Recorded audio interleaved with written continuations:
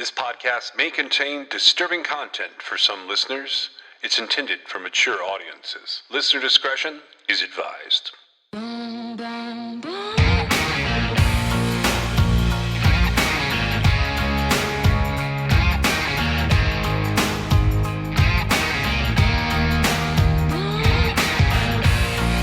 This is True Crime XS.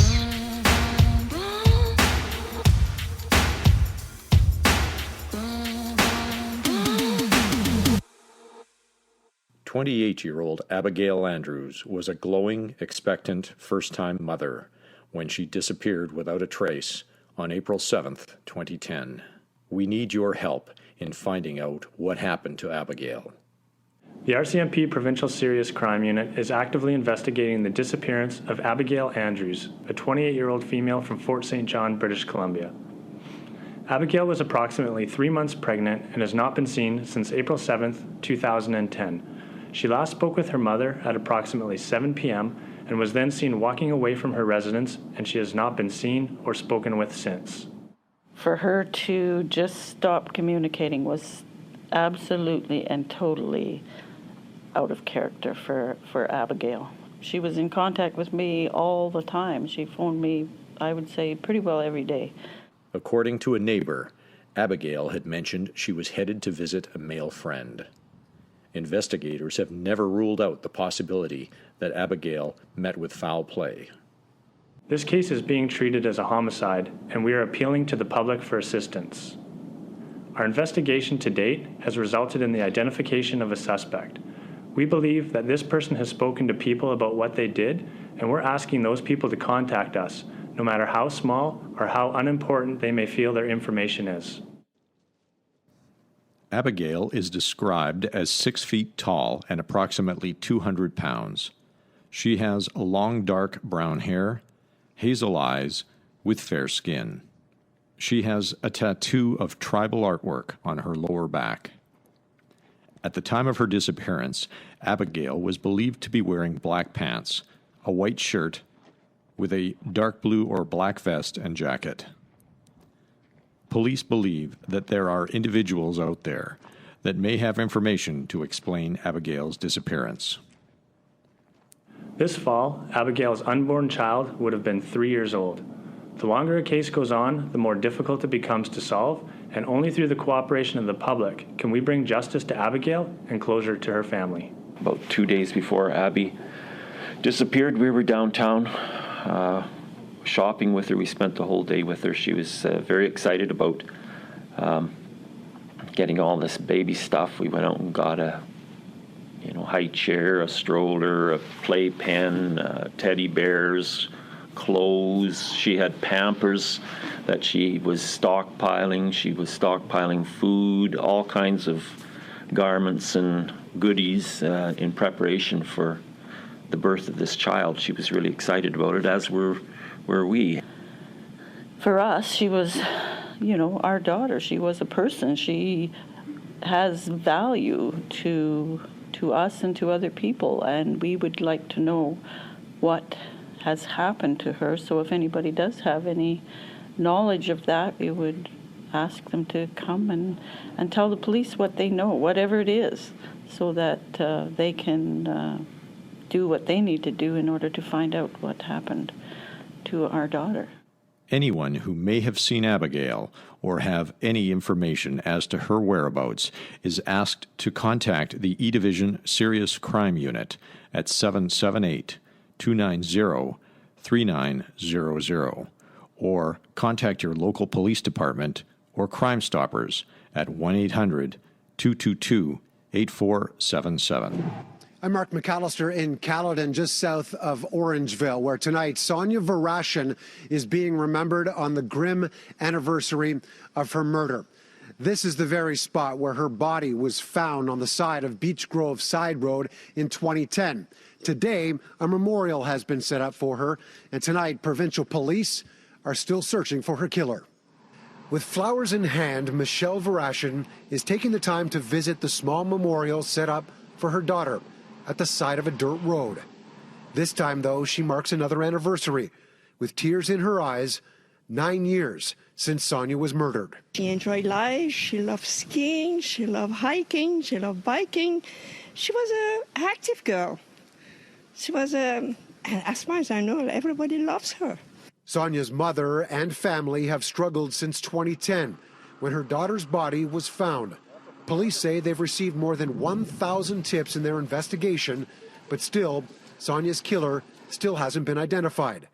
Every moment since, the family has been waiting for more information. I wish we should be more informed. If they want just the family to be informed and say, we don't want you hear nothing, to anybody, I will agree with it. But I think after 9 years, we should know what happened. How do you go about dealing with that and knowing that you're not quite there yet? Well, you're right. There is frustration, obviously, that we can't bring this to a conclusion yet. How do I deal with it? I just know that, the Varashian family deserve answers. Varashian was first reported missing when her blood-stained car was discovered abandoned in a laneway behind some Orangeville stores. The search led police to her home, where there was more blood but no signs of where she might be. 1 week later, her body was found by someone walking their dog in a wooded area alongside the road, nearly 13 kilometers away. Do you find that it is new information that's coming to you? Some of it's new. Some of it's old information, or it's information we've already looked at. Every tip that we get, we look at and investigate. Over time, the sadness has made way for frustration. No more answers leave Sonia's mother wondering and waiting, hoping something more comes forward, and her questions are answered before yet another anniversary. I'm just going day by day, hopefully to find out what happened. I don't know. They don't tell me nothing. At least if they were saying something to keep me going, but they don't. While Sonia's mother is frustrated and is struggling at this point, police say there are advantages that come with time. Circumstances change. People may want to come forward now when they didn't back in 2010, or something may jog their memory, and that's why police continue to appeal to the public to come forward.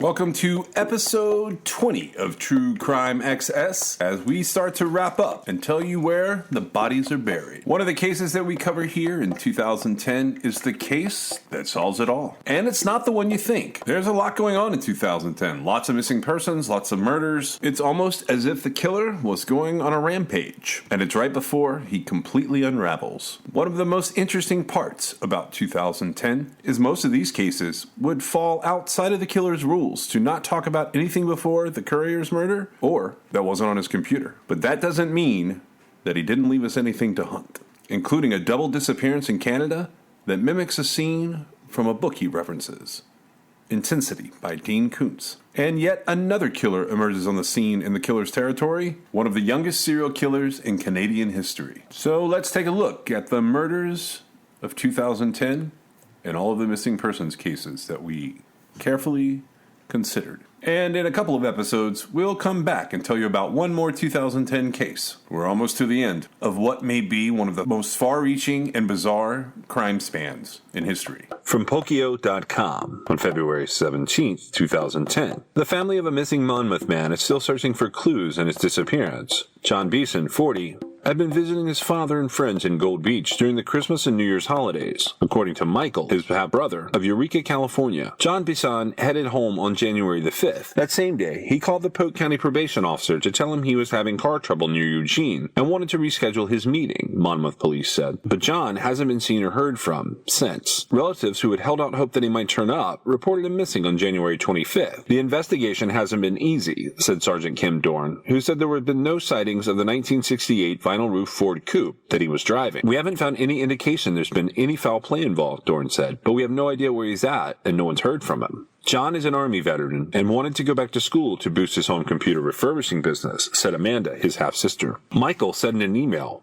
that he was the family clown and had a way of making you feel better about life just by being in the room. John wouldn't have gone off on his own for an extended period of time without telling someone first. People don't always call their parents back, but when they aren't calling their sister or their best friend, that's when it becomes worrisome. That's why there was a lag in reporting him missing. Relatives have created a website and established a Facebook page to receive clues or information from the public and provide details of the case. According to court records, John pleaded guilty to attempted sex abuse in Polk County Circuit Court in 2009. Michael said the family had taken issue with the way another newspaper represented that information in a story earlier this month. Amanda said on a Facebook page that John was portrayed inaccurately and beseeched the public not to let that discourage them from providing tips about John's whereabouts. They said the lack of updates on John's case was taking an emotional toll on family members. Some of us are anxious and stunned, said Amanda. I'm having a hard time realizing that this is all real. John Beeson is 5 feet 11 inches tall, weighs 245 pounds. He has strawberry blonde hair and blue eyes. He was last seen driving a gold 1968 Ford XL Coupe with a black vinyl top and an Oregon license plate. Anyone with information about John is asked to call the Monmouth Police, or they can go on the family website at findjohnbeeson.webs.com. Melanie Ann Quadros was last seen in Lowell, Massachusetts on January 18, 2010. She was walking her brown Pomeranian, Rusty, en route to meet someone when she was last seen on Bridge Street. She's never been heard from again. Her dog was also never found. Her mother reported her missing a week later. Quadros frequented Jackson, Appleton, Bridge, and Middlesex streets in Lowell at the time of her disappearance. She had a warrant out for her arrest for car theft, and the authorities initially believed she went missing voluntarily. But her mother stated she always kept in touch with her family, and she believes Quadros may have come to harm. Quadros dropped out of school after the 8th grade and became addicted to drugs. She had an arrest record and had served brief jail sentences. In spite of her problems, she was close to her family and had many friends. She had been through rehab on previous occasions, but always relapsed. Melanie Quadros was 27 years old, 5 feet 1 inches tall, and weighed around 100 pounds. She had brown hair and brown eyes. She has multiple piercings and a tattoo on her upper left arm of a heart with the name David inside of it. Her case remains unsolved. Shane Ryan Donahue was last seen leaving his parents' residence in the 14,000 block of Aden Road in Nokesville, Virginia at 3:45 p.m. on March 22, 2010. He and a friend, Timothy Hickerson, left in a Hickerson Brothers electric box truck. They were supposed to be going to Donahue's own home in the 12,000 block of Aden Road. He has never been heard from again. On the day he went missing, Donahue had been paid $5,000 for some work he'd done. He paid Hickerson $1,000 for helping him with the work. Hickerson was subsequently sent to prison for burglarizing 2 local gun stores. He was the last person known to have been with Donahue and is a person of interest in his case, but he's never been charged. Donahue has ties to Northern Virginia, Washington, D.C., and Baltimore, Maryland. He didn't have access to a vehicle at the time of his disappearance and frequently got rides from friends to get places. His cell phone has been turned off since the day of his disappearance. Shane Donahue was 23 years old, 5 feet 11 inches tall, and weighed 180 pounds. He has brown hair and brown eyes. His case remains unsolved. Jacob Kavanaugh disappeared from Traverse City, Michigan at 7:30 p.m. on March 31st, 2010. He dropped a friend off near the volleyball courts at the open space, a beachside park, after they played frisbee golf. His friend invited him to go to some bars, but Kavanaugh declined, saying he had to go home and study for class. He was driving his silver 2002 Chevy Malibu with Michigan plates and minor damage on the front passenger side panel. Kavanaugh apparently never returned to his home in Grown, Michigan. At 1 a.m. on April 1st, he called an automated system to confirm he was still taking community college classes. At 2 a.m., he used his bank card to buy gas in Matawan, Michigan. Just after midnight on April the 2nd, a police officer in Hollister, Missouri ran Kavanaugh's license plate. A deputy with the Washington County Sheriff's Department in Arkansas ran the plate 3 hours later and noted that Kavanaugh was asleep in his car, which was parked in the Brentwood rest area on US 71 in West Fork. Later that day, Kavanaugh's debit card was used to buy gasoline in Sweetwater, Texas, and his image was captured on a security camera. Sweetwater is 1,000 miles from Kavanaugh's home. There's been no trace of him since then, and his car is also missing. Kavanaugh's brother was stationed at Fort Hood in Texas, but that is his only known connection to the state. He had insufficient funds in his bank account to pay for his gas purchases, but the transactions went through because he had overdraft coverage. His debit card was never used again. He hasn't used his cell phone since he went missing, and he left his phone charger at home. Because of the gas purchase in Texas, police considered the possibility that Kavanaugh had walked out of his life to travel to Texas or Mexico. However, Kavanaugh's family thinks that even if he might have gotten to Texas, he would have returned and wouldn't have abandoned his life in Michigan. He was a technical science student at Northwestern Michigan College at the time of his disappearance, and he was a member of the National Guard. He had a job at Dave's Garage, which he liked, and he owned $20,000 worth of tools. His family stated that he didn't do drugs, and it's uncharacteristic of him to leave without warning. Although police believe he left of his own accord, his family is afraid for his safety. Kavanaugh is the 7th of 10 children in his family, and he has 2 sons by his ex-wife. Jacob Kavanaugh was 31 years old, around 6 feet tall, and weighed around 160 pounds. He has brown hair and brown eyes. His case remains unsolved. Charles Edmund Palmer was last seen near Bald Mountain in Alaska on April 4, 2010. He and 4 friends and relatives had parked their cars on Mastodon Road and were going to ride snow machines to their cabin near Sheep Creek. The handlebar on Charles's own snow machine had snapped, so he was driving a different one. He rode off in the wrong direction and became separated from the others. He has never been heard from again. He was last seen around 7:15 p.m. and was reported missing 12 hours later. Charles was dressed appropriately for the cold weather, but he didn't have survival gear, a GPS device, food, or water. An extensive search of the area turned up no sign of him, although searchers did find his snow machine in deep snow several miles from the cabin. He had apparently left the main trail and gone off on a side trail, then got stuck in the soft snow. Bad weather conditions hampered the search effort, and it was called off after a few days. Charles's brother, Michael Palmer, disappeared under mysterious circumstances in 1999 and was never found. He was 15 years old. The 2 disappearances are not believed to be related. Charles left behind 3 children. He is presumed to have gotten lost or injured in the wilderness. In April 2011, he was declared legally dead. Chucky Palmer was 30 years old, 5 feet 11 inches tall, and weighed 150 pounds. He had brown hair and blue eyes. His case remains unsolved. Jamie Lee Malloy was last seen in Augusta, Maine on April 24, 2010. She's never been heard from again. She was reported missing on May 18th after her family asked the police department to perform a welfare check on her, and they were unable to locate her. Jamie Malloy was 22 years old, 5 feet 4 inches tall, and weighed 115 pounds. She has brown hair and blue eyes. She has the following tattoos: the words Tupac and Thug Life on her back, a foot and a cross on her left arm, a Playboy bunny and fairy wings on her chest, and the Marine insignia Semper Fi on her neck. She has brown hair and blue eyes. Her case remains unsolved. From CaledonEnterprise.com. On October 17, 2018, grisly murder remains unsolved. When Morris Conte, 45, of Bolton disappeared, he had been living at home with his parents, getting ready to move into his dream home. A general contractor who worked on custom homes, he had 3 daughters from a previous marriage, and a young son with his common-law wife. Conte, who attended elementary and high school in the community, had struggled with drug addiction in the past, but he'd recently turned over a new leaf, said a source close to the family, and then he disappeared. His family reported him missing on May 21, 2010. Between then and the next day, something horrific took place. Over 150 kilometers away from Caledon, a resident of the Sugarbush area of Oro Medante Township was out walking and discovered dismembered human remains on Valleywoods Drive. Later that afternoon, Huntsville OPP officers were called to Maplehurst Road in Lake of Bays Township, where another resident discovered more body parts. Almost a week later, on May 28th, an employee of a paving company found more body parts on the shoulder of Stoneley Road, south of Road 117, between Bracebridge and Baysville. The remains were disposed of in a very, very quick manner,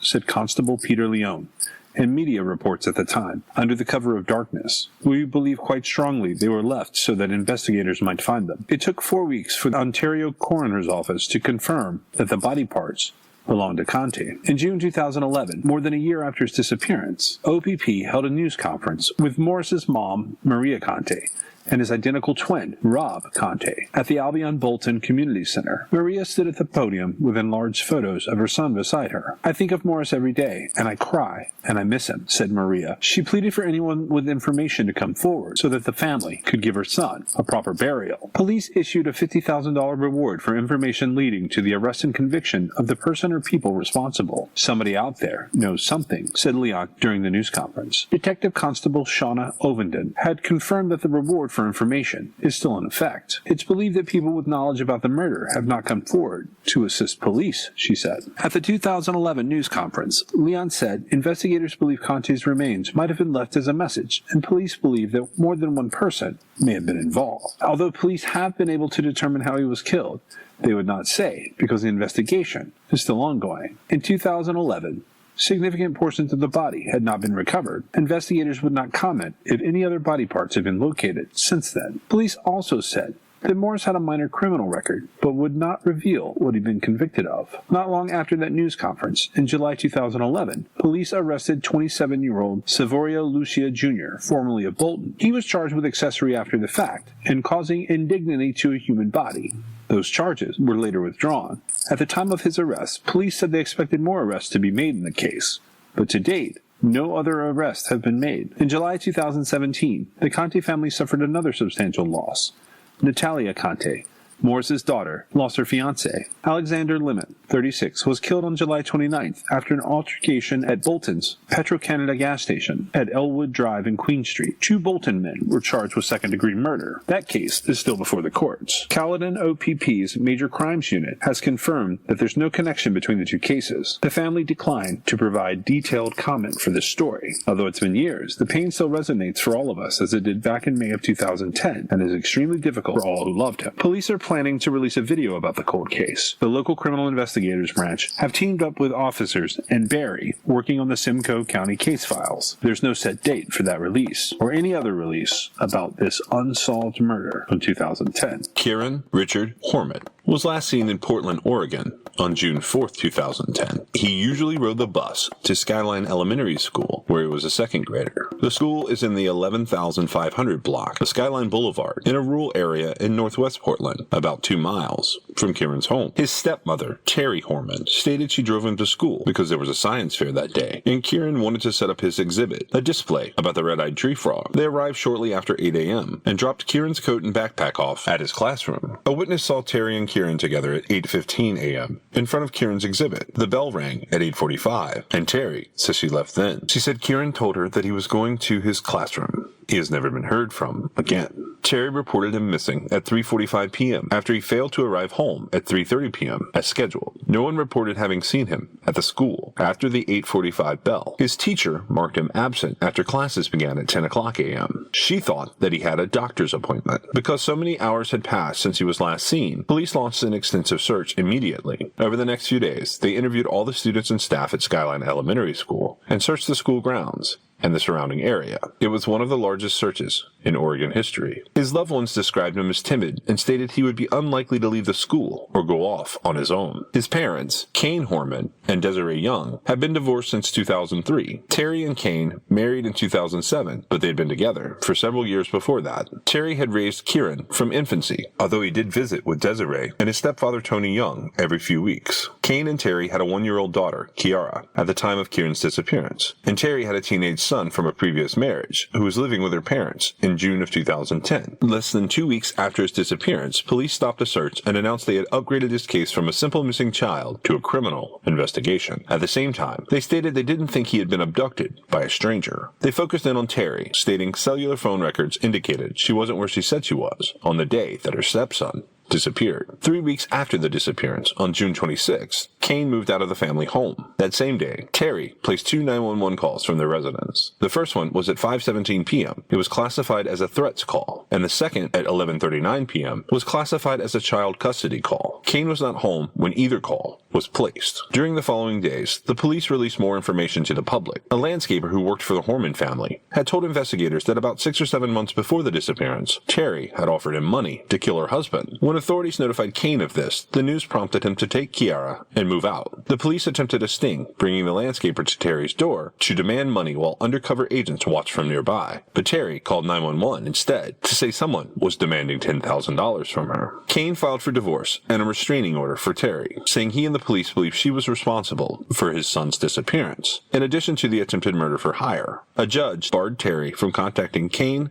Kieran, Kiara, or her own teenage son. Kane sought custody of Kiara and child support from Terry. He accused Terry of attempting to abduct Kiara from her daycare 2 days after the restraining order was granted, of beginning an affair with another man 4 days after Kane had moved out, and of sharing sensitive information, including Kane's new address, with the man. In mid-July, Terry moved to her hometown of Roseburg, Oregon, and Kane and Kiara moved back into their Portland home. Investigators questioned Terry's friend Dee Dee about her possible knowledge of Kieran's disappearance. They searched her home and asked the public if they had seen Terry, her white pickup truck, or Dee Dee on June 4th between 9:45 a.m. and 1 o'clock p.m. Dee Dee stated she knew nothing about the disappearance, and she believed that Terry was innocent of any wrongdoing. Kane stated that Terry suffered from postpartum depression after Kiara's birth, and her behavior had changed. In court documents, she claimed that she is an alcoholic, has a personality disorder, and is severely emotionally disturbed. Kane said he believed Kiara was not safe with her mother and may have witnessed whatever happened to Kieran on the day he disappeared. Some of Terry's acquaintances reported that she was angry with Kane for making her teenage son move out of the home, which he did in February of 2010, 4 months before the disappearance. Desiree told reporters that she had attempted to get custody of her son prior to his disappearance, and that her son had told her several times that he wanted to come live with her. In May of 2012, Desiree filed a lawsuit against Terry, accusing her of kidnapping Kieran and seeking $10 million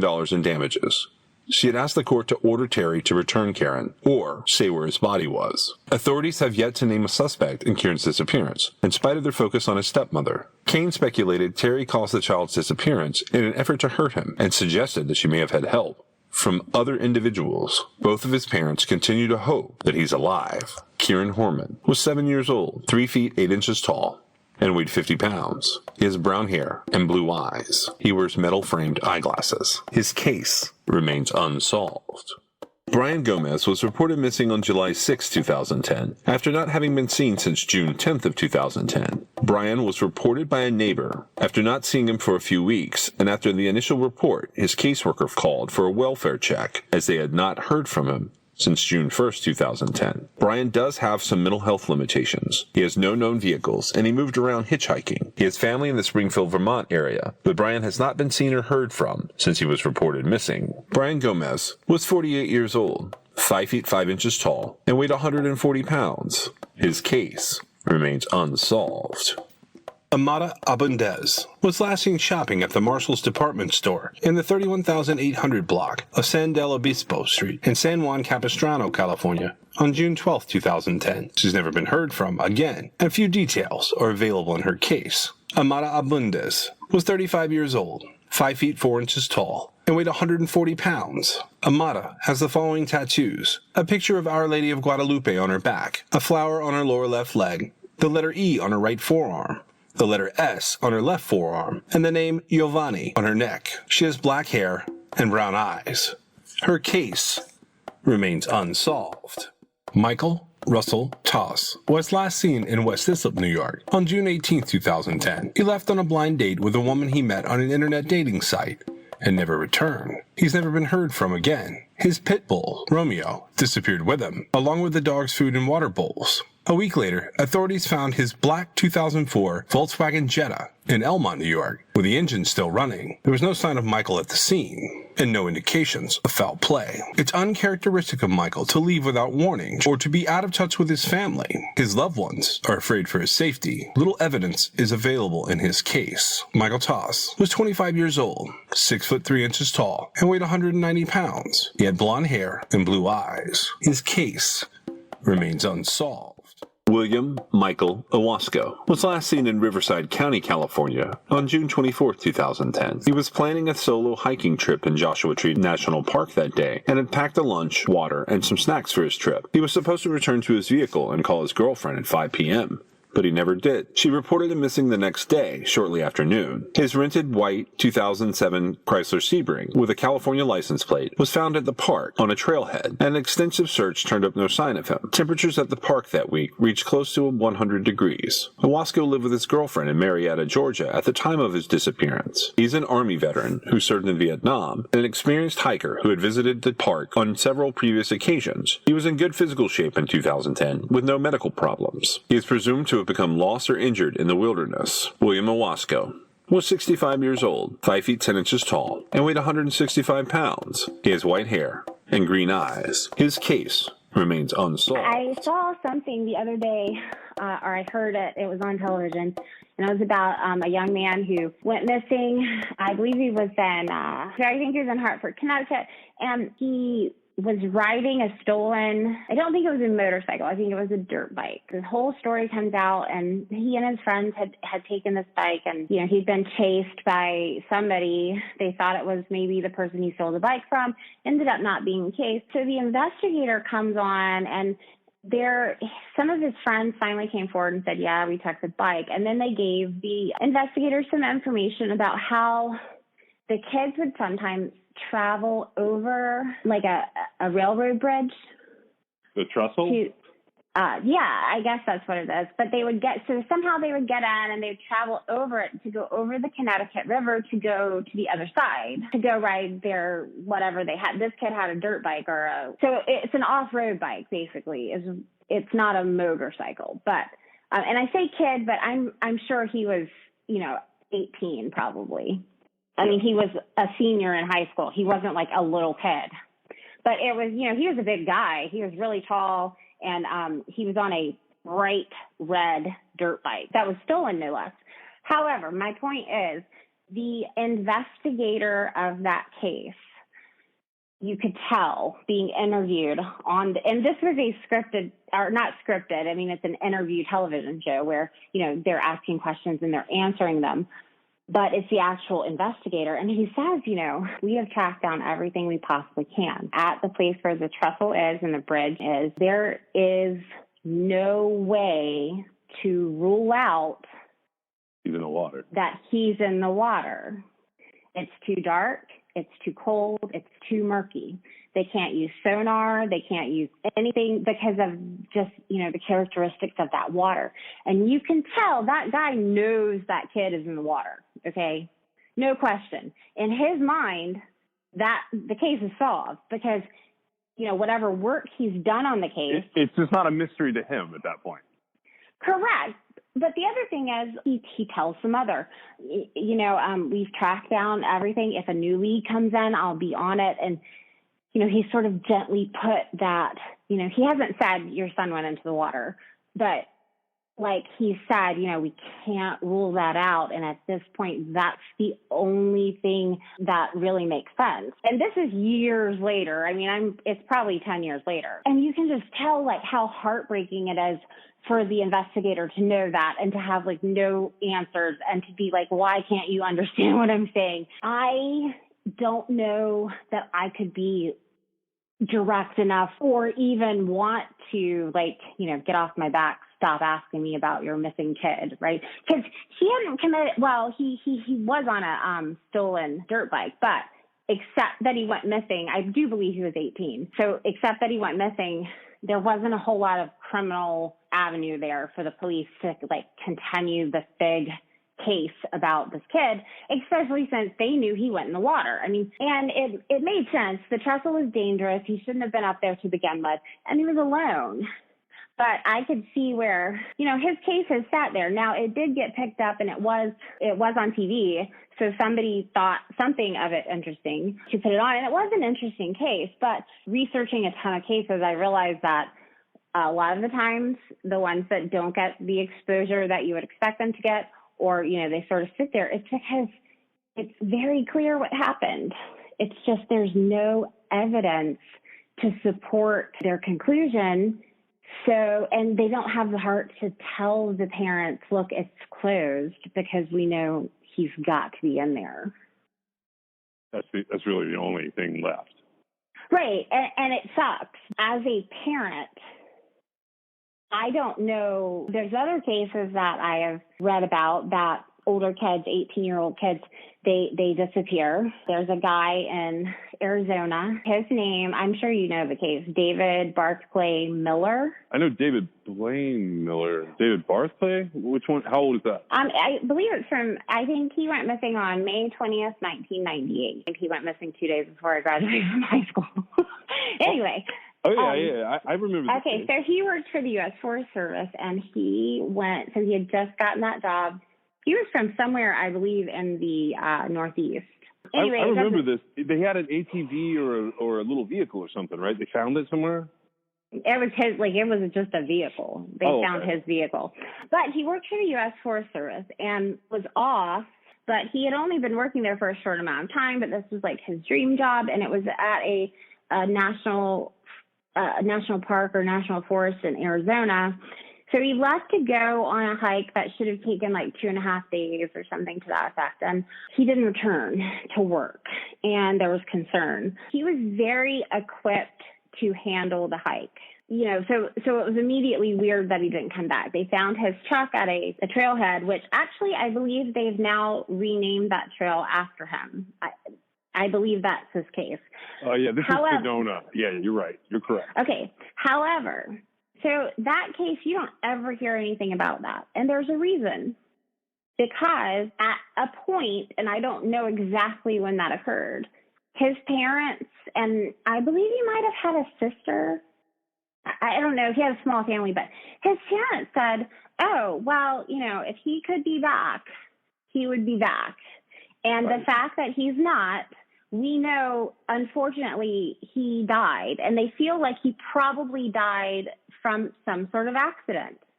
And they have said, they feel like it was the best it possibly could be that he died doing what he loved to do. That's how they sort of dealt with that.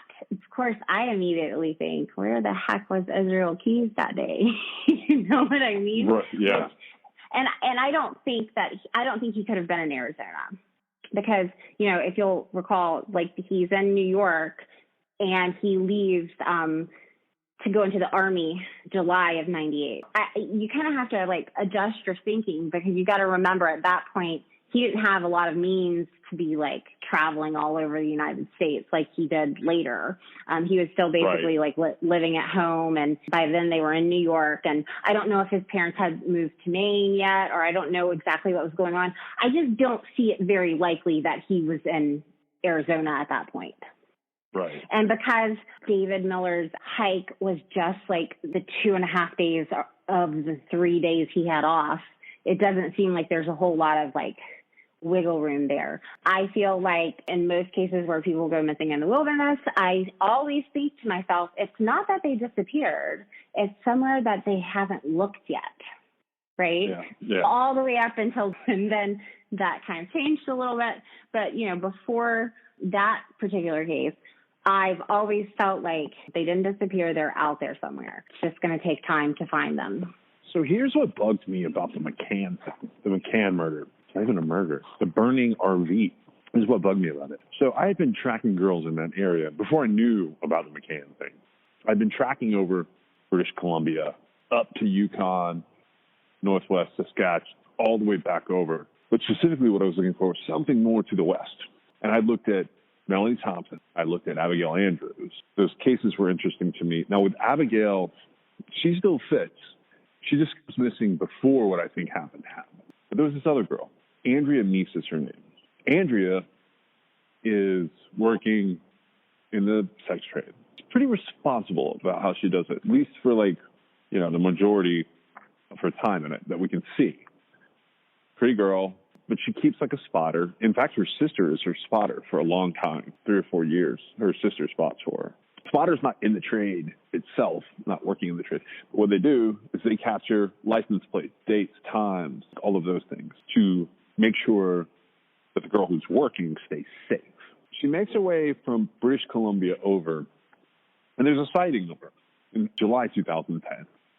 And it's right where it's at the right time and the right date, the McCann's motorhome would have been taken. So with her, at first I was like, okay, this guy, Travis Fader, did it. That's not really the case, I don't think.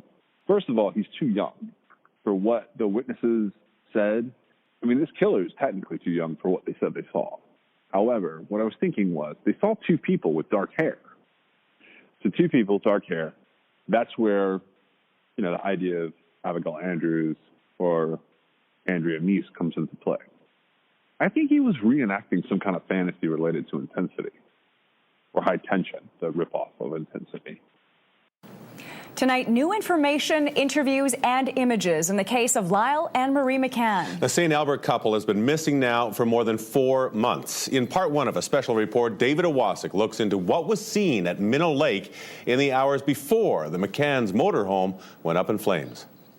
In the 4 months since Lyle and Marie McCann disappeared, their family is far from giving up hope. Every tip that comes in, I'm hopeful that it's the tip. We just kind of go day by day and just try to manage and be there for each other and support one another. And And I'm starting to realize that this is going to be more of a marathon. Brett McCann has organized posters, searches, a reward, and now billboards. But he wonders if the key to finding his parents might be where the first signs of trouble were spotted. Minnow Lake, where their motorhome was engulfed in flames and their SUV went missing. It was 2 days after they left St. Albert for a road trip to BC on the first weekend in July. The motorhome being seen in the Minnow Lake campground on the 4th, burned on the 5th.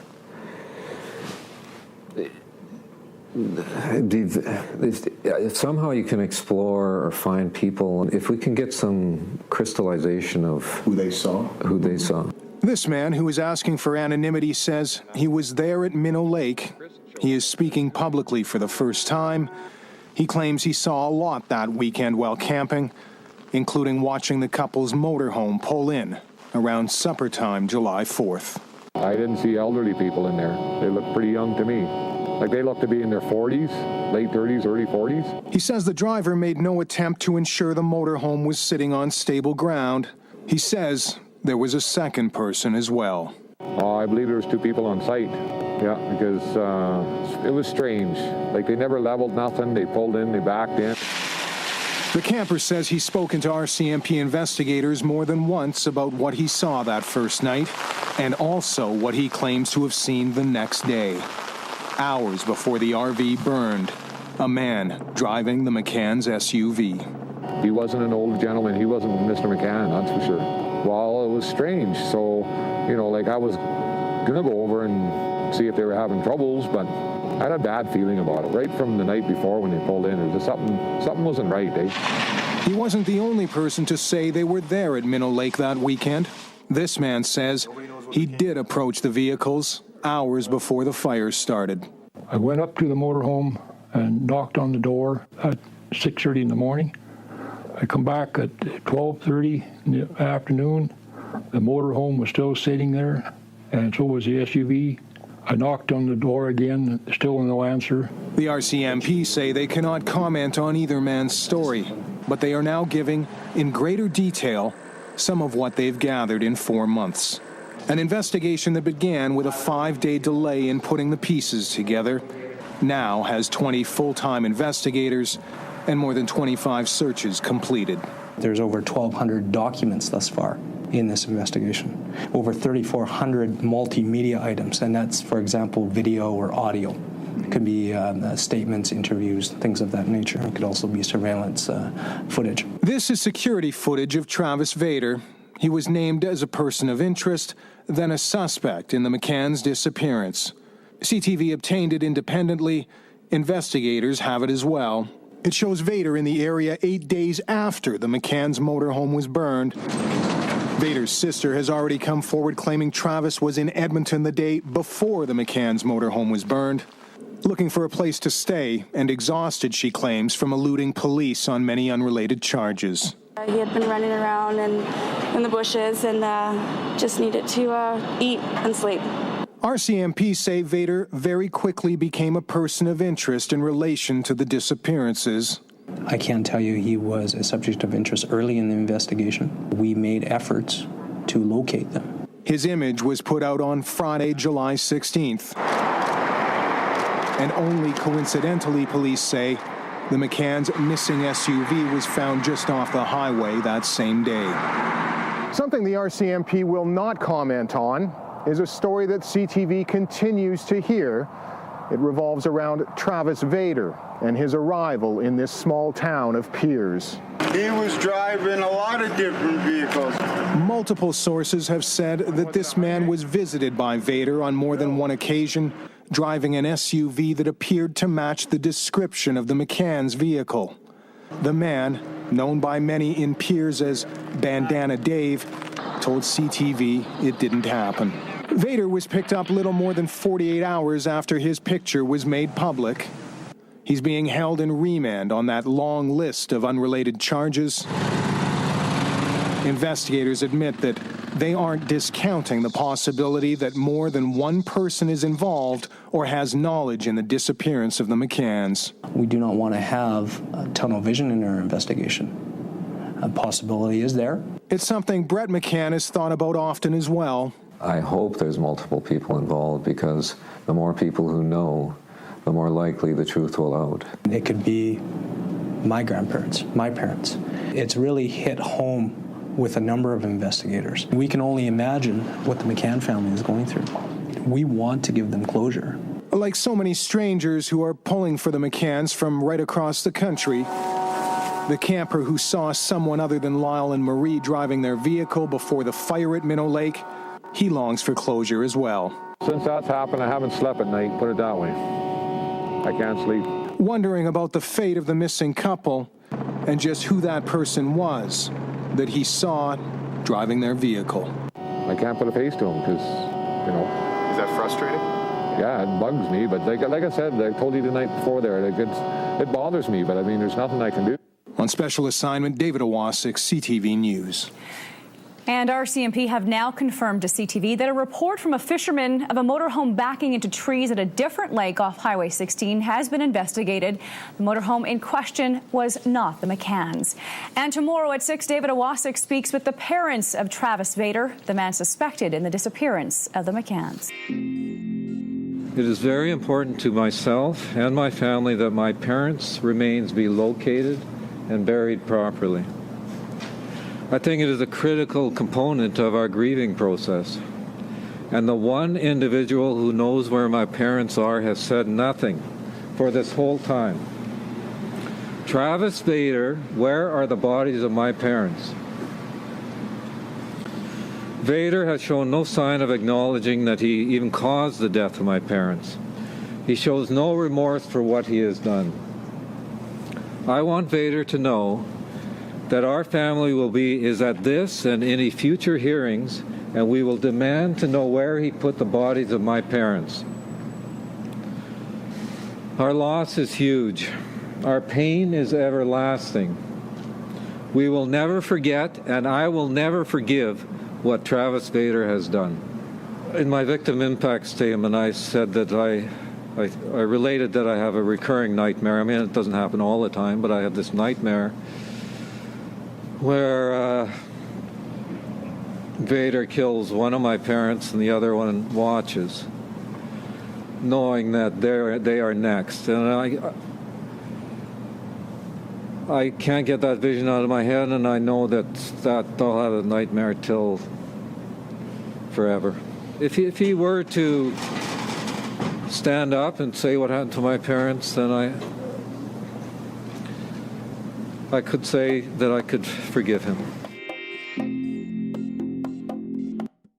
Robert Perry Bissell was last seen on July 12, 2010, when he left his home in Portland, Oregon to go camping in the Roaring River Wilderness area near Rock Lakes above Estacada, Oregon. His vehicle, a white 1989 Nissan Sentra with an Oregon license plate, was found at Trailhead 700 near Rock Lake. Bissell apparently parked the car there, hiked 5 miles, and set up camp off Trail 512 near Middle Rock Lake. It appears as if he left his campsite intending to only be gone for a day or less. He left his sleeping bag and gear at the site, taking only his fishing rod and tackle. On July 19th, his brother went to the campsite, but Bissell wasn't there. His brother left a note on the car asking him to contact his family. His brother visited the campsite again on July 24th and again couldn't find Bissell. The authorities launched a search the next day. An extensive search of Mount Hood National Forest turned up no indication of Bissell's whereabouts. The terrain is extremely rough, to the extent that 3 of the search horses threw their shoes. Bissell is presumed to have become lost or injured in the wilderness, probably shortly after he began his trip on July 12th, but his body has never been found. Robert Bissell was 57 years old, 5 feet 5 inches tall, and weighed 145 pounds. He has gray hair and green eyes. His case remains unsolved. Nick, Ron, Harry, Loopy went missing from Bethel, Alaska on July 26, 2010. He was last seen leaving around 8 p.m. in his 24-foot boat. The boat was later discovered adrift and empty near Helmick Point. Nick Loopy was 32 years old, 5 feet 9 inches tall, and weighed 140 pounds. He has black hair and brown eyes. His case remains unsolved. James Randolph Olson was last seen in Gresham, Oregon on August 27, 2010, when he walked away from his home in the early morning hours without taking his wallet. He's never been heard from again. Olson's 1983 Acura CL was located in Redding, California, and impounded about a month after his disappearance. He may be living in a homeless community there. Few details are available in his case. James Olson was 60 years old, 6 foot tall, and weighed 175 pounds. He has white hair and blue eyes. His nickname is Jim, and his case remains unsolved. James Therian apparently walked away from his life on August 24, 2010. He has not been seen by friends or family members since that day. His disappearance was especially troubling for his sister, Monica, who said her brother took several medications regularly and had difficulty walking due to persistent pain. Therian left his house on foot, taking his wallet but no house keys. He had his glasses and his medications with him. 3 weeks after Therian's unexplained disappearance, he was reported missing. His sister said she assumed he was going to the store, but when he had not returned by 3 a.m., she called the police and began the process. He was reportedly seen in the Sanford area by an acquaintance on August 29, 2010. There was also a reported but unconfirmed sighting of him in Portland by someone who had seen his poster. The police department continues to seek the public's help in locating Mr. Therian to check on his well-being. He is not wanted by the police. James Therian was 54 years old, 5 feet 6 inches tall, and weighed around 200 pounds. He has hazel eyes and brown hair. His case remains unsolved. From StrangeOutdoors.com, on October 29, 2017, Rachel Bagnall was a 25-year-old physician, and she was going to Colombia to do volunteer work. Her boyfriend, Jonathan Jeté, 34, worked for the government in Quebec as an attaché. On Saturday, September 4, 2010, Rachel and Jonathan left Vancouver early, before 7 a.m., for 3 days of hiking at Valentine Lake, at Saxifrage Mountain and Casapia Peak, near Pemberton, in British Columbia, Canada. They stopped at Tim Hortons in Squamish for a coffee and a hot chocolate at 7:42 a.m. on September the 4th, according to a bank card statement. Then they went on through Whistler, Pemberton, and towards Birken. On Monday, September 6, 2010, Labor Day weekend, they were supposed to come back as this was the couple's last few days together before Rachel moved abroad. Jeté parked his car at Spetch Creek Forest Service Road, and from there, it was about a 5-hour hike to the heart-shaped Valentine Lake under the peaks of the Saxifrage and Casapia Mountains. On September the 8th, Rachel's sister Elizabeth notified the authorities when she became concerned she hadn't heard from her. Up to 50 searchers a day combed the area around Valentine Lake and its surrounding peaks, led by Sergeant Steve Leclerc, including police and search and rescue workers from around the province. There are rolling alpine meadows next to Valentine Lake, steep mountainous routes in the high alpine, complete with crevasses, which require crampons and ice picks to explore. And there's dense wooded lower mountains with hidden vertical cliff bands and overgrown bush. Police quickly found Jonathan's car, a 4-door Toyota Echo, parked 1.2 kilometers up the Spec Creek Forest Service Road. The empty cups from Tim Hortons coffee shop were found in the car,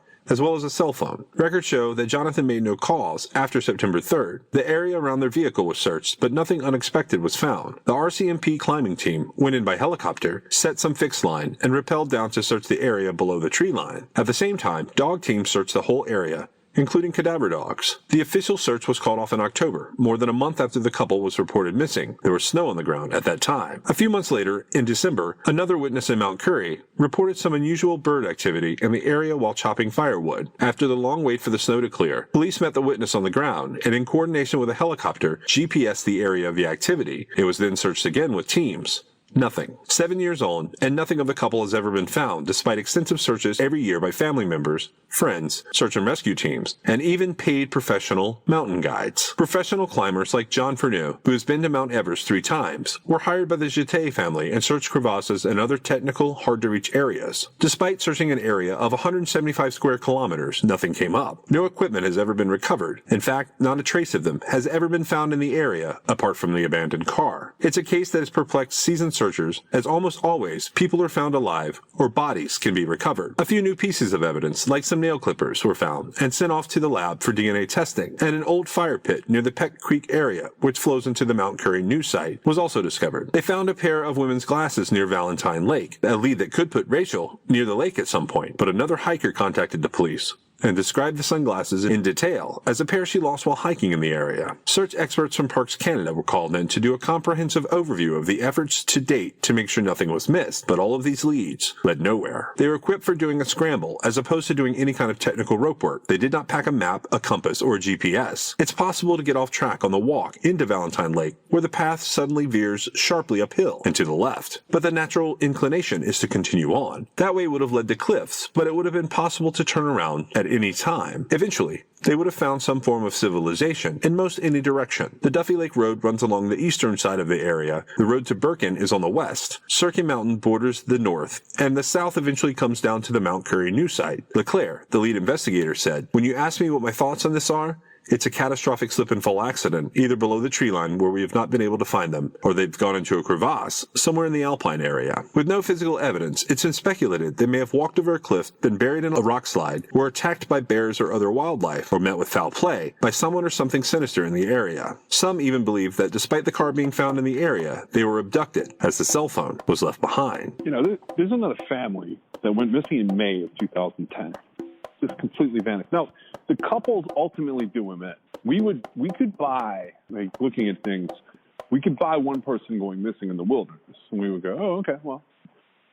It's when you have two completely vanished with no trace that you start to go, what the hell just happened? And that led to all these other questions that we have.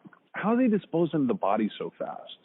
And how, like, not just the disposal themselves, but like, how's he able to move the bodies around?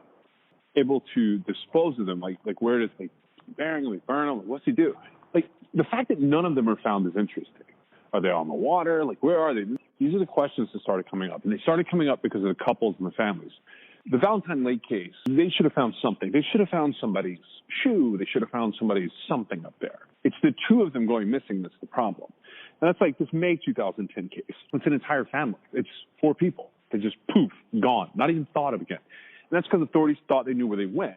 And I had looked at it from the perspective of maybe there was a witness murder down in Southern California. That's where I started. But it was Dzibi Agapito, Barania Agapito, and Wendy Agapito. There's 3 sisters.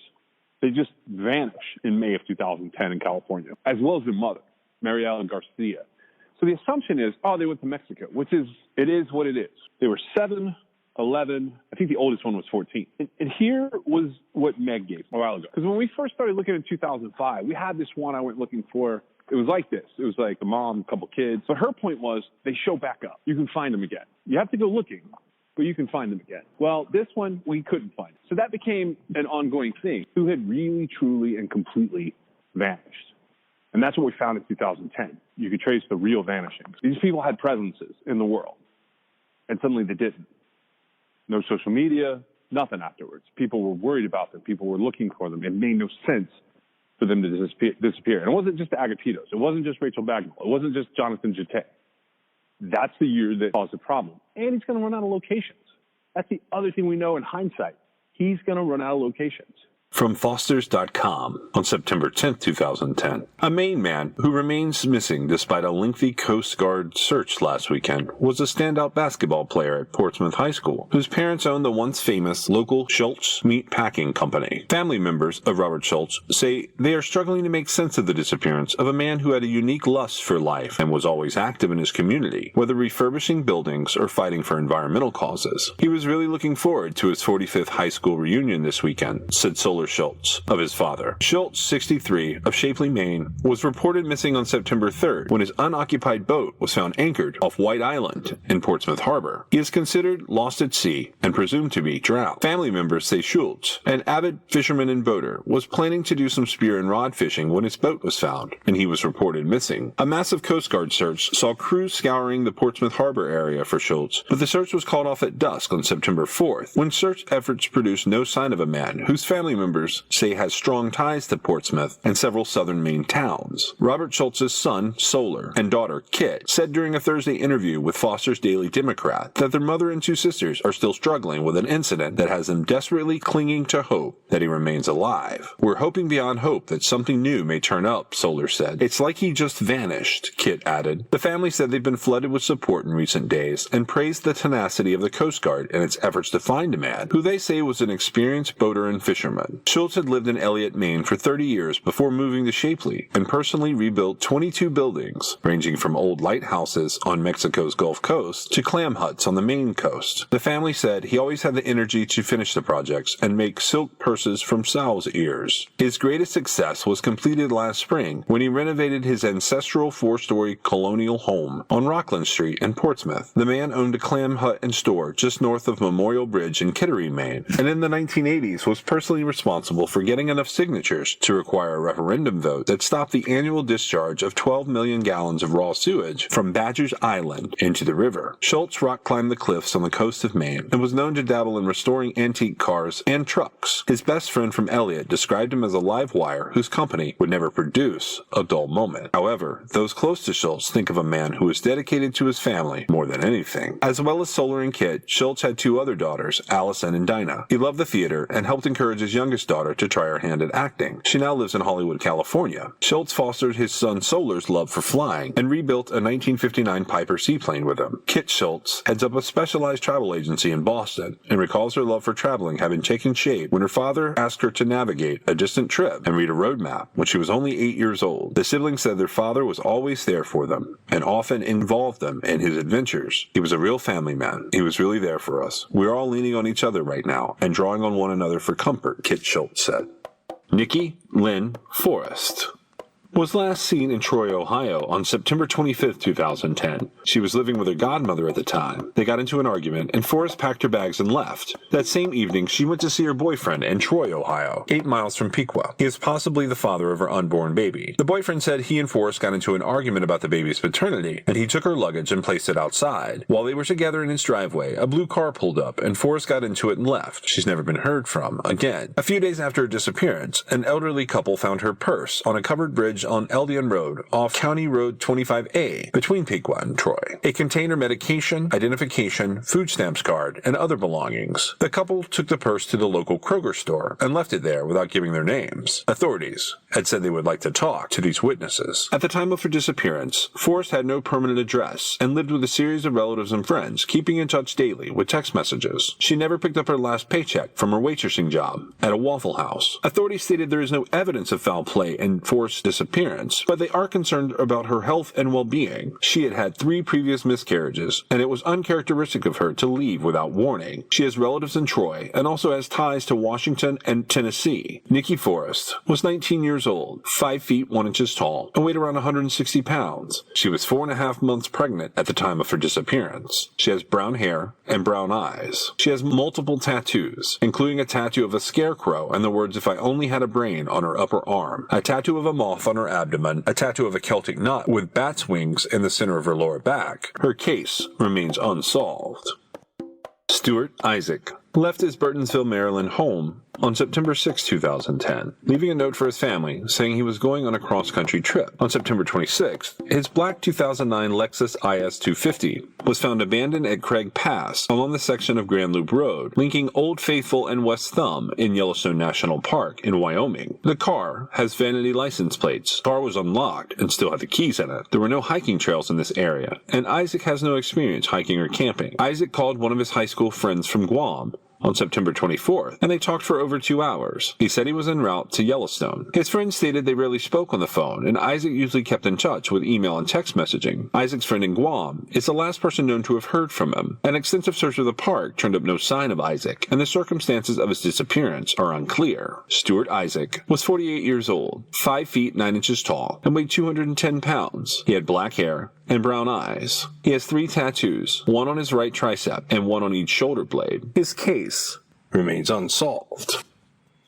From ValeDaily.com, November 5th, 2013. Human remains found in Holy Cross Wilderness, identified as missing hiker. The top half of a skull uncovered in the Holy Cross Wilderness area is among the remains of a hiker who went missing in 2010. Last summer, hikers found the top of a skull near James Nelson's campsite. Medical examiners determined this week that the skull was Nelson's. Officials have no idea how Nelson died, but they know how he didn't. There was no blunt force trauma. In fact, there was no trauma to it at all, said Kara Bettis, the Eagle County coroner. Nelson's journal entries indicate he may have been suffering from symptoms of of altitude sickness. Nelson, 31, of Chicago, set out October 3, 2010 for a 5-day, 25-mile hike in the Holy Cross Wilderness. His fiancée reported him missing October the 8th. Over 4 days, 116 people searched for more than 1,000 hours for Nelson. In 2012, hikers found some of Nelson's remains near his campsite, located just 50 feet off the Holy Cross Jeep Road, near the abandoned mining camp, Holy Cross City. Investigators also found camping and hiking gear that matched descriptions given to police by Nelson's fiancée after he went missing.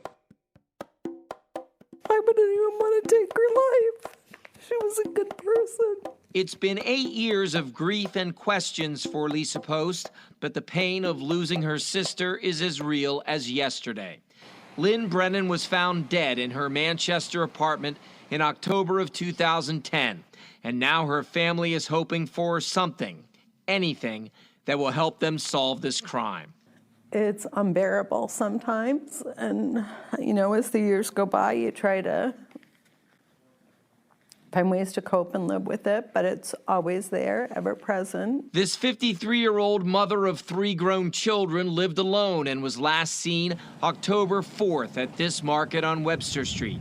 Brennan was discovered about a week later when a friend called police to check on her.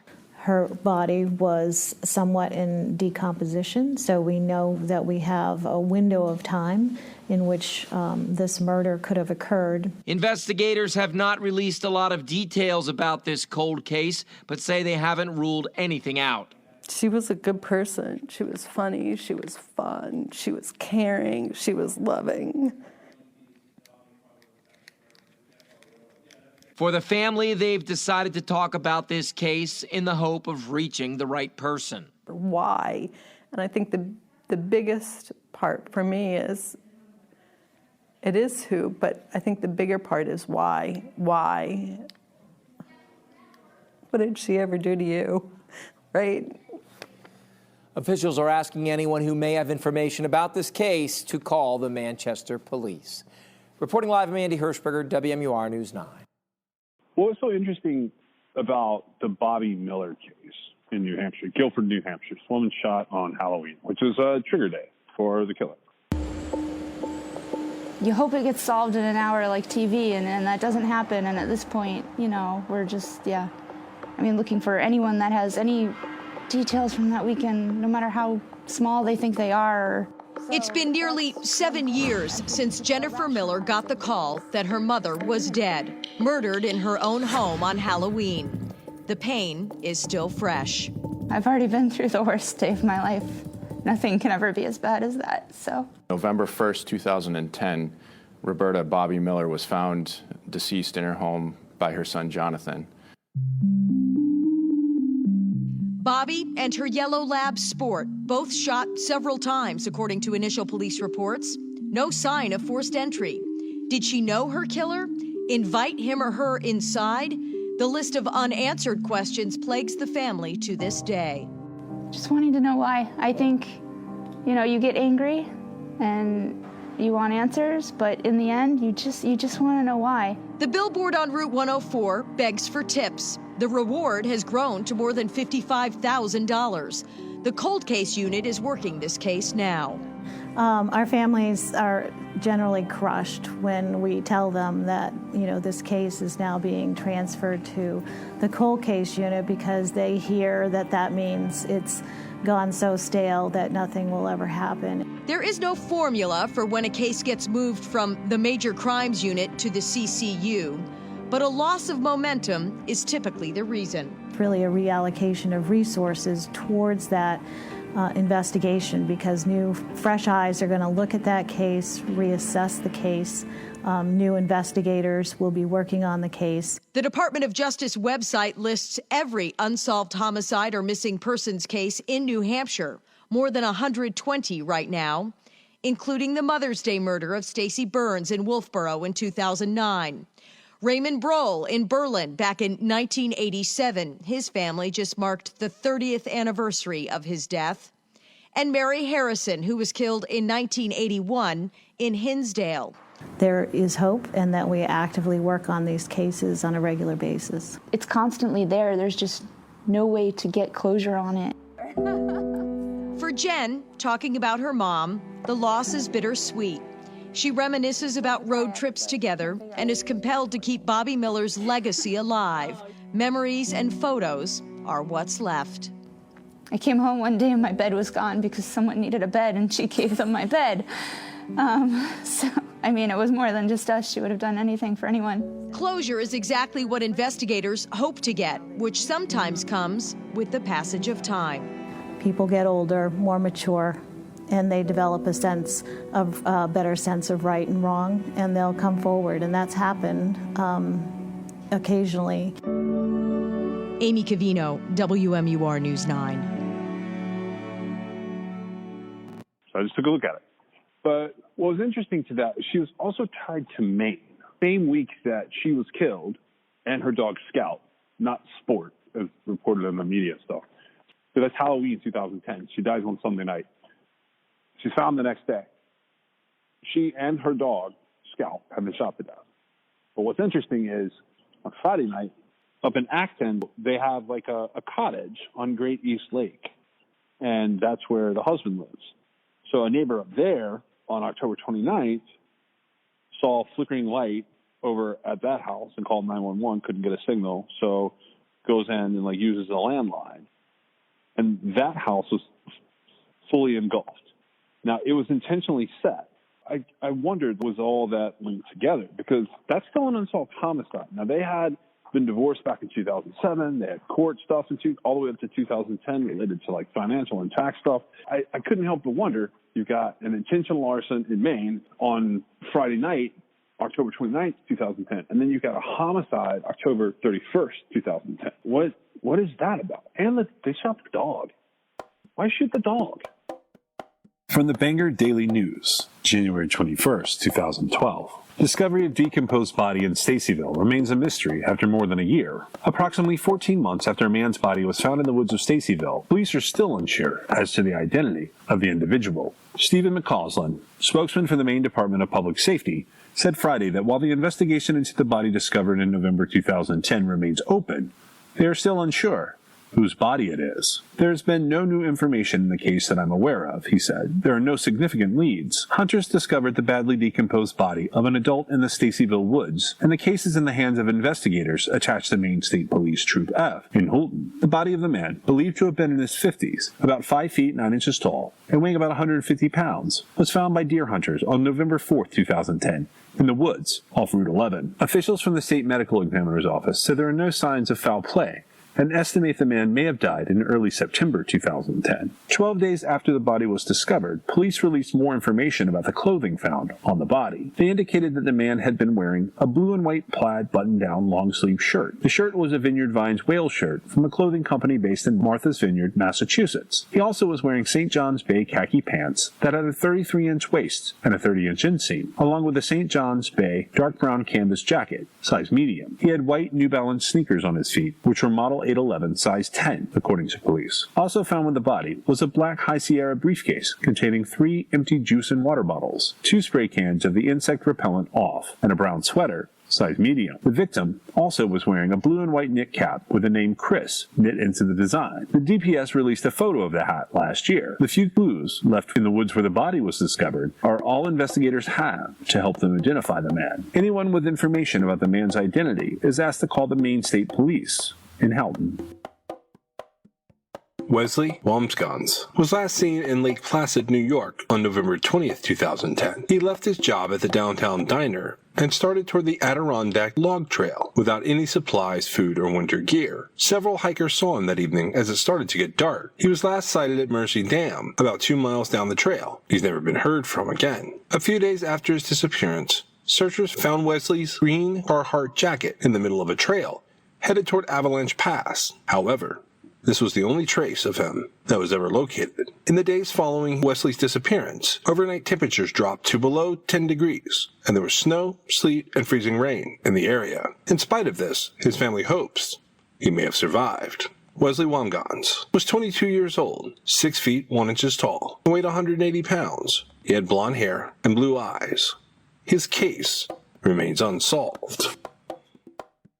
Sandra Gene House, was last seen at the Detour Bar and Lounge at East New York and North State Avenue in Indianapolis, Indiana, on December 24, 2010. She's never been heard from again. There was an administrative hearing scheduled for shortly after House's disappearance, where she was supposed to receive a significant sum of money, but she never showed up at court. She also didn't attend the family Christmas celebrations at her mother's house. She left behind 3 children. Few details are available in House's case. Sandra House was 43 years old, 5 feet 8 inches tall, and weighed 140 pounds. She had brown hair and brown eyes. Her case remains unsolved.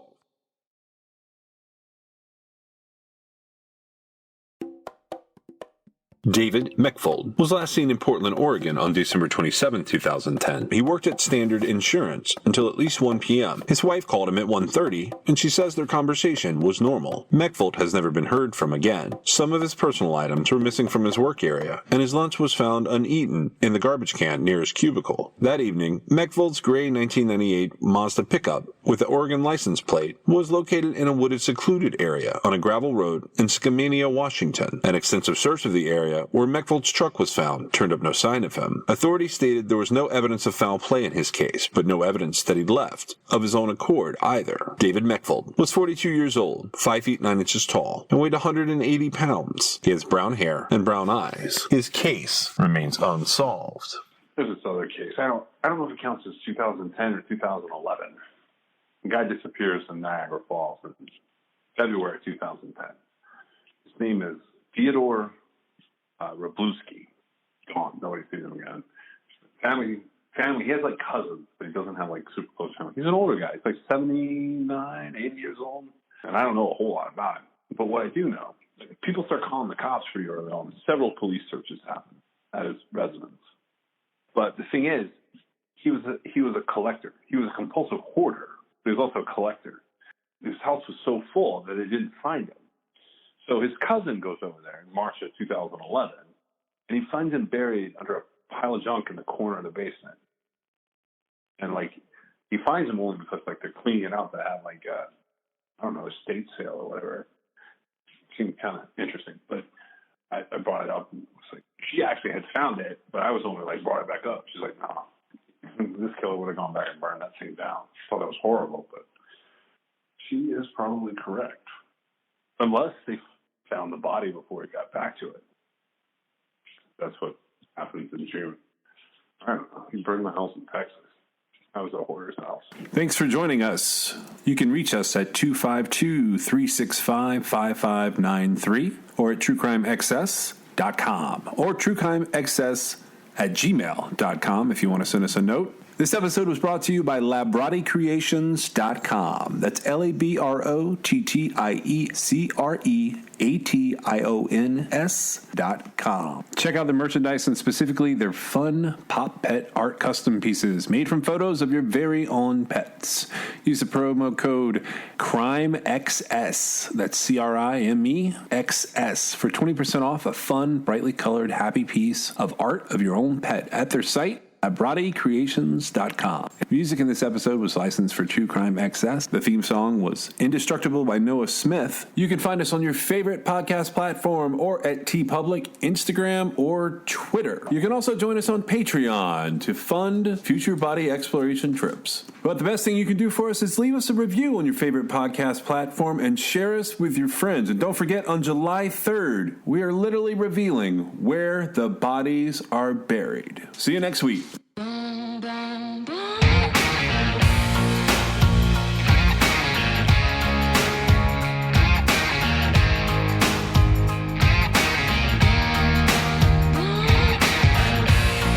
This is True Crime XS.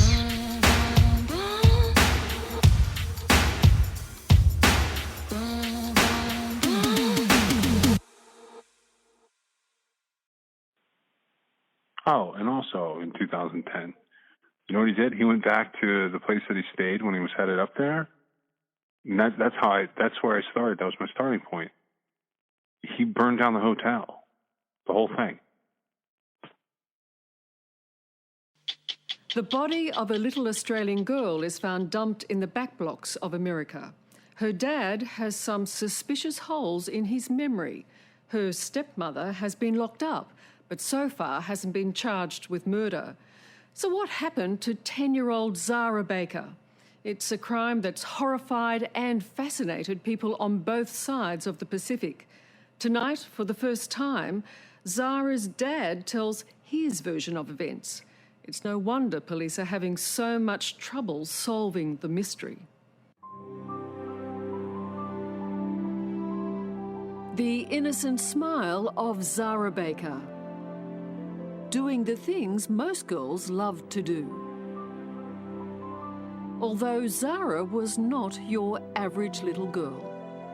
Because in her short 10 years, she had endured 2 bouts of cancer, battles that left her with a hearing impairment and a prosthetic leg. But this gutsy little Australian girl survived it all, until this. Secret Police 911, where's your emergency? Yeah, my daughter is missing. I'm sorry? Your daughter's missing? Yes, ma'am. Zara Baker is now at the centre of one of America's biggest murder mysteries. Zara had been my life, you know. Now she's gone.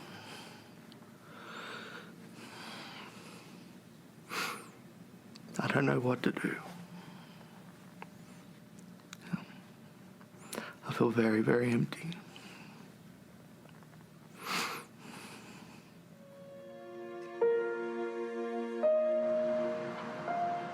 Adam Baker is a lonely man. He raised Zara on his own nearly all her life. 2 years ago, he brought his daughter here to Hickory in America's South after meeting his new wife Lisa on the internet. He now realises it was a relationship doomed from the start.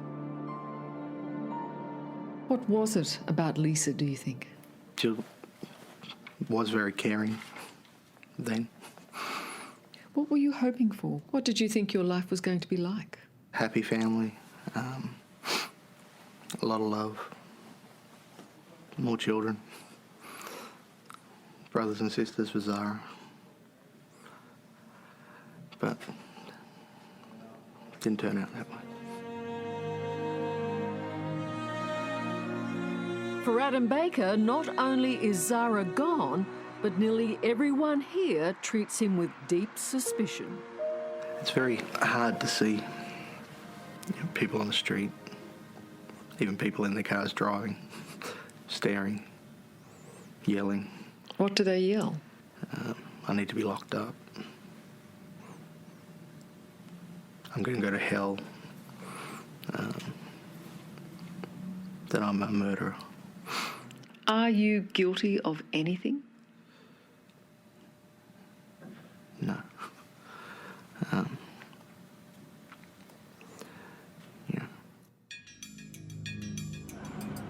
Adam Baker and his wife Lisa became suspects when Zara disappeared late last year.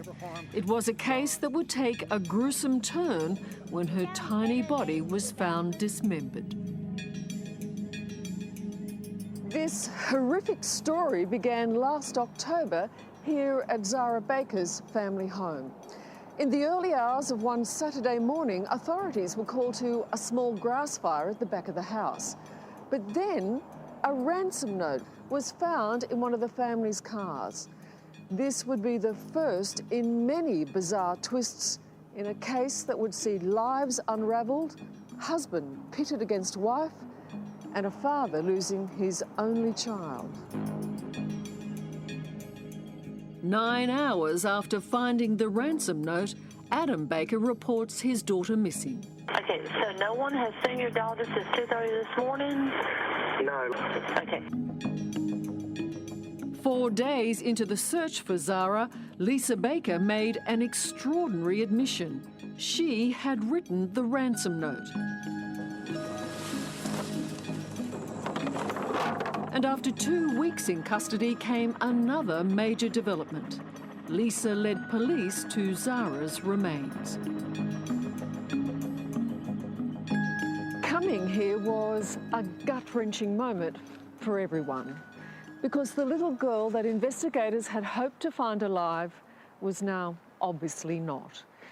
Knowing she was dead was distressing enough, but what was truly shocking was that little Zara's body had been cut into pieces. Her remains in plastic bags, some buried, some strewn for acres across this bushland. Some of her body parts still haven't been found. When you had heard that Zara had disappeared, can you recall your reaction? Honestly believed I'd never see her again. Really?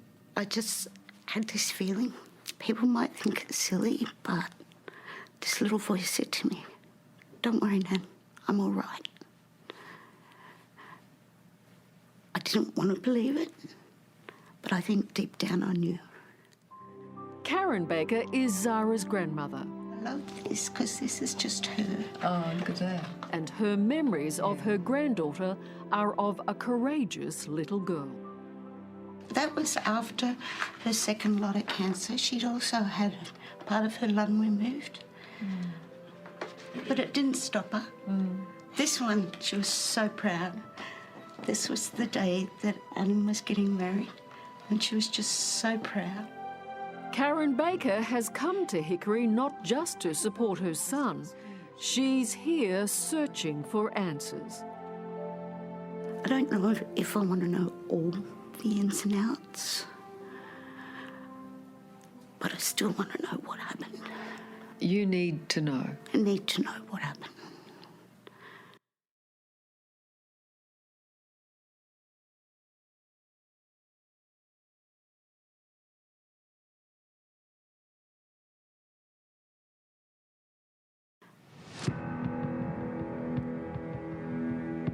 Lisa Baker reportedly told relatives that Zara died of an illness. In these search warrants, police allege she says that happened 2 weeks before Zara was reported missing. Lisa Baker also alleges Zara's body was dismembered at the family home and that she and Adam had disposed of the remains. It is a fact that Zara was dismembered, and that is horrifying. Do you have any words for that? It's not something I like to think about.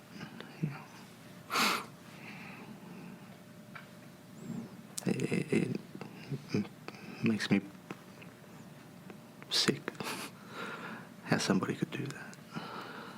Lisa alleges you were involved in that. That's what she says. Lisa alleges that you and she disposed of Zara's body. Is that untrue? That's the biggest lie she's ever told. For starters, there's no way I could do that to my child. For her to sit there and say that I dismembered my child, there's no way on earth that I could do that. Do you believe that Lisa had anything to do with the disappearance of Zara? I feel that she had something to do with this. And what do you think that is? I'm not sure.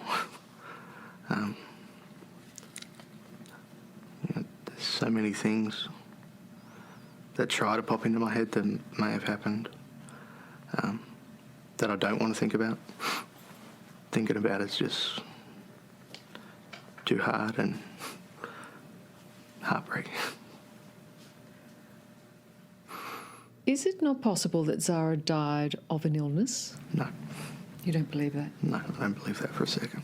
Is it not possible that Zara died 2 weeks before she was reported missing? No. You saw her not long before she disappeared? Yeah. But it's this question, when did he last see his daughter, that raises more questions. At the time of Zara's disappearance, Adam claims he was working long hours. And though he hadn't seen his daughter, his wife Lisa said she was in her room. At the time of Zara's disappearance, You seemed uncertain about when you last saw her. Yeah. Are you able to clear that up?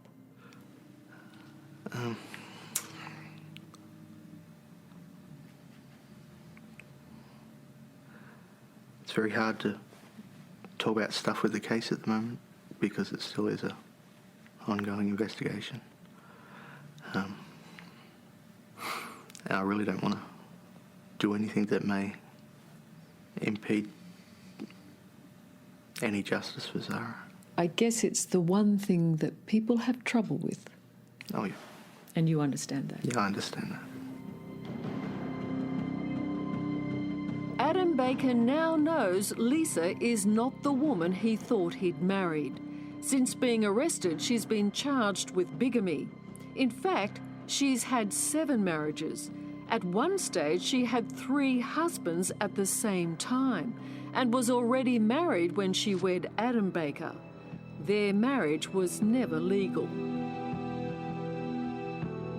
I suppose you're starting to wonder who this person is. Oh, yeah. I don't even know this person. Did you ever see Lisa mistreating Zara? No. Neighbours and relatives claim they saw abuse and that Zara had a black eye. Did you ever see that? Yes, I saw the black eye. And what did you ask about that? I asked both Lisa and Zara how that happened. Well, Lisa started out saying Zara slept in the bathroom. He hit her head on the cabinet. Zara backed that up. Why do you think she said that? Right now, what I think is she was told to. She was scared.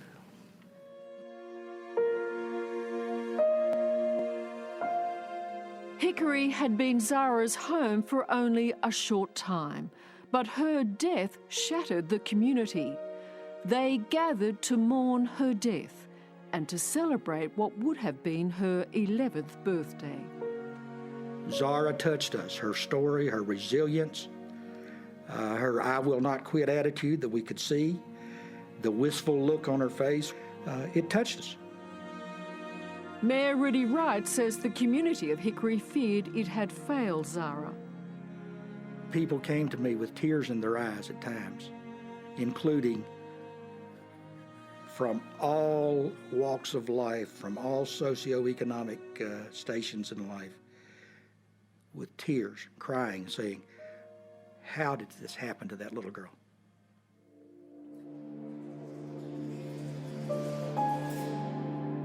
It's been 4 long months since police began their investigations into this crime. And it now appears much of the focus has been on Lisa Baker, Zara's stepmother. She admitted to writing the ransom note. She led police to where some of Zara's dismembered remains were dumped. And according to police documents, she failed a polygraph test on crucial questions related to Zara's death. But Adam Baker is far from exonerated. We're still to see whether the district attorney believes he has a case to answer.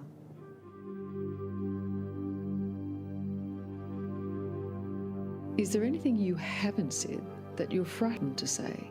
Oh, no. You have no doubts that you will have no case to answer? I've done nothing. I had no part in my daughter's death or dismemberment. You can't watch any child go through all that Zara did and think that he could do that. You just can't. He wouldn't do it. He just wants to know the same as we want to know. What happened? Who did it? Do you think you know? Oh, yeah, she's sitting in jail. Oh, yeah. That's my feeling. That's my opinion. What has been the worst decision you made? Now, looking back, bringing Lisa into our lives. You believe that was the downfall? Yeah. You believe Zara would be alive today? Oh, yeah. Definitely.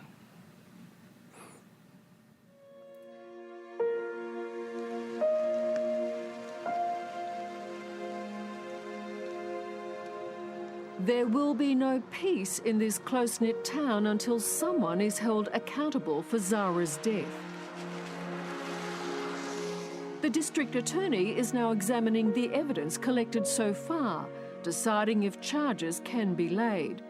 And when that happens, Adam Baker seems confident about how he'll be spending his time. When this is all over, what are your plans? My plans are to take Zara back to Australia. Back home. Yeah. Move back there.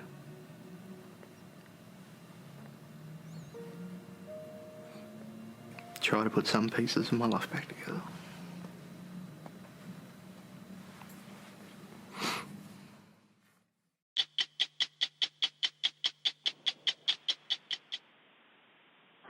So, 2010 is also the year Lejabikov up in Canada, one of their youngest serial killers. And that sort of throws a wrench in some of what I was doing in 2010. Personally, for me, 2010 was very tragic and complicated. That was related to my own child. So I spent the better part of the end of 2010 and part of 2011 looking at pictures of Sarah Baker, thinking of my kids. And that's not related to this killer. 2010 is the year I got really good at figuring things out. And I got really, really good at finding people.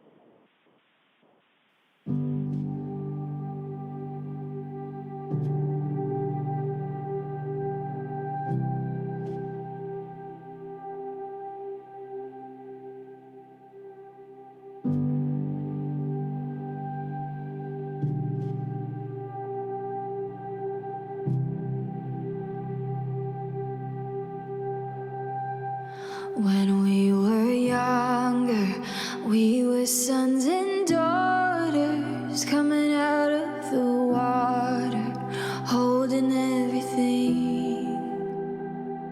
Now we're older, making sense of the